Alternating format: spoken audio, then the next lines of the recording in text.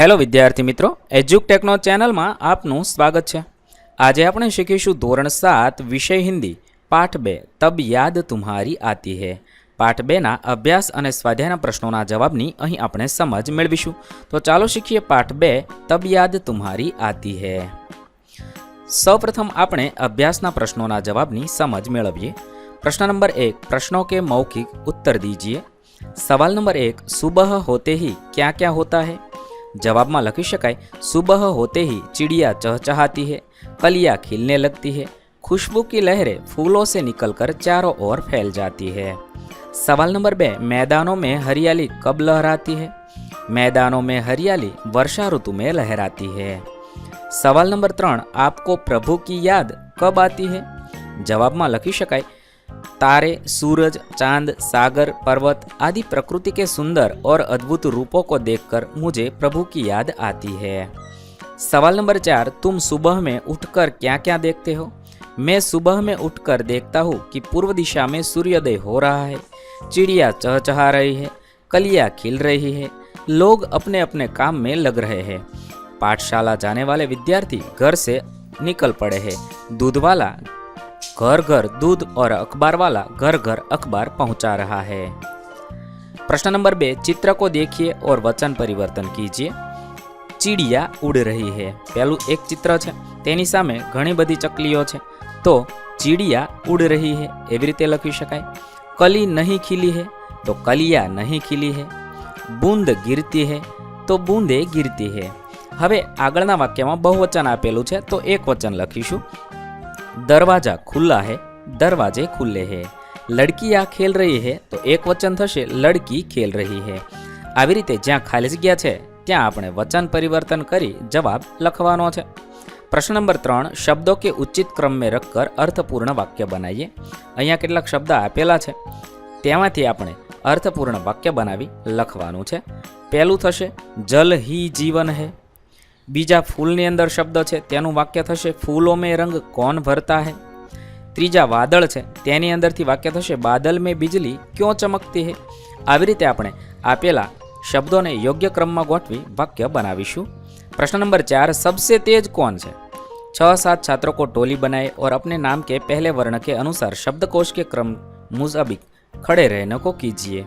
अहींया तमारा रूमना विद्यार्थीओ रमेश, अशोक, विपुल, साहिल, राकेश, मुकुल, मयक आवा नामवाळा विद्यार्थीओने ऊभा राखवाना छे। हवे तेने शब्दकोशना क्रममां ऊभा राखवाना छे, तो शब्दकोशना क्रममां अशोक, मयक, मुकुल, रमेश, राकेश, विपुल अने साहिल थशे। बीजी जोड़ी छे खेमचंद, चंपक, गोपाल, तनसुख, अनुराग, जयेश, कमल।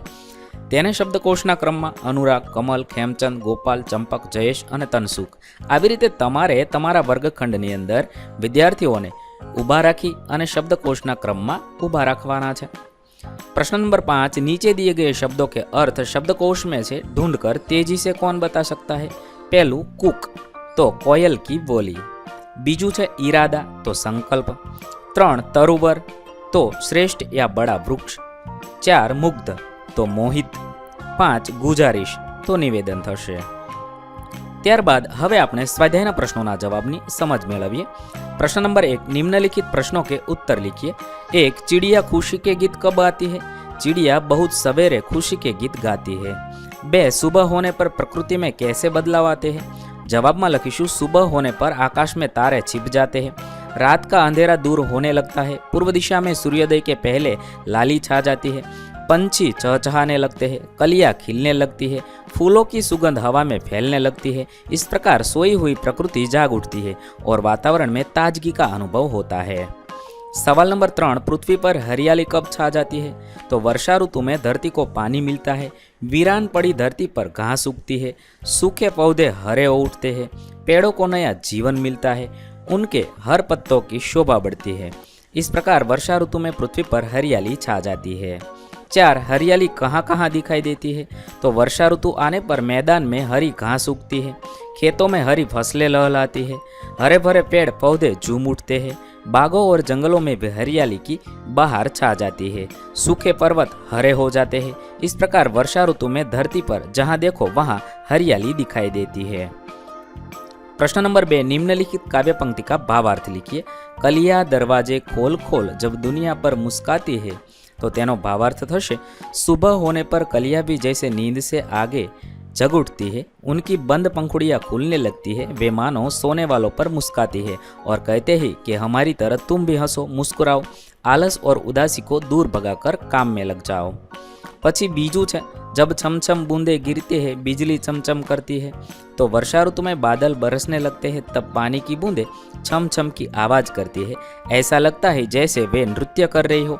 उस समय बिजली भी चमकती है, ऐसा लगता है जैसे बूंदों का नृत्य देखकर आकाश का चेहरा खुशी से चमक उठता है।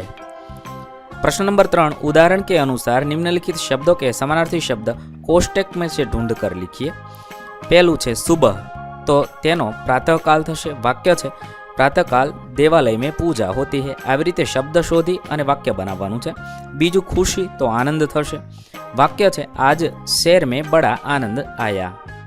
ત્રીજું खुशबू, तो सुगंध थशे। मुझे गुलाब की सुगंध अच्छी लगती है। चौथुं बहुत, तो ज्यादा थशे। वाक्य है आज ठंडा ज्यादा है। 5 मुस्काना, तो हंसना।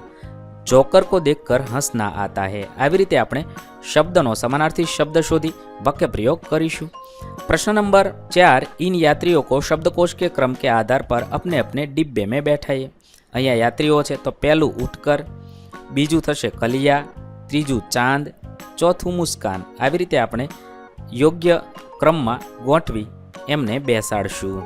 અહીં આપણા પાઠ 2ના પ્રશ્નોના જવાબ પૂર્ણ થશે। વિદ્યાર્થી મિત્રો, ધોરણ 7ના હિન્દી વિષયના તમામ પાઠના પ્રશ્નોના જવાબના વિડીયો આપણી ચેનલ પર ઉપલબ્ધ છે, જે તમે ધોરણ 7 હિન્દી સ્વાધ્યાય નામના પ્લેલિસ્ટમાંથી મેળવી શકો છો। પ્લેલિસ્ટની લિંક વિડીયોના ડિસ્ક્રિપ્શનમાં આપેલી છે। વિદ્યાર્થી મિત્રો, આપેલા વિડીયોની જો તમારે પીડીએફની જરૂર હોય તો તમે આપણી એપ્લિકેશન સ્માર્ટ સાથી પરથી મેળવી શકશો। વિદ્યાર્થી મિત્રો, આપણી એપ્લિકેશન સ્માર્ટ સાથી પ્લે સ્ટોરમાં આવી ગઈ છે, જેની અંદર તમે બધા વિભાગ જોઈ શકો છો। તેની અંદર વિવિધ ધોરણ છે। ધોરણ ઉપર ક્લિક કરતાં વિવિધ વિષય ખુલશે। વિષય ઉપર ક્લિક કરતાં તેની અંદર આવતા પાઠ ખુલશે। તેની અંદરથી તમે પાઠ્યપુસ્તક પણ ડાઉનલોડ કરી શકો છો।